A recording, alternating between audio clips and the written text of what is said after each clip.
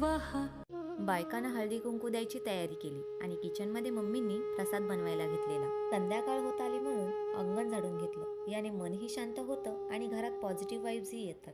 लगेच घरात येऊन बायकांसाठी प्रसादाच्या पुड्या भरून ठेवल्या. आजच्या जेवणाचा मेन्यू मम्मीने ठरवलाय, म्हणजे काहीतरी स्पेशलच असणार. थोड्या वेळाने आम्ही तयारी करून शेजारी पाया पडायला निघालो. त्यांच्या देवीची सजवलेली मूर्ती पाहून खूप छान वाटलं. त्रिणीकडे हळदी कुंकू घेतलं आणि घरी आले तर पुरी माझ्यावर फुगलेली. तिला म्हटलं, बाई तू फुग, मी जाते. घरभर गोंधळ पर मनभर आनंद.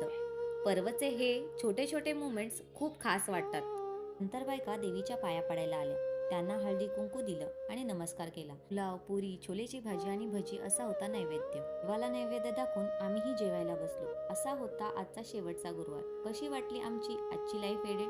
चला तर मग पुन्हा भेटूया पुढच्या नवीन ब्लॉगमध्ये.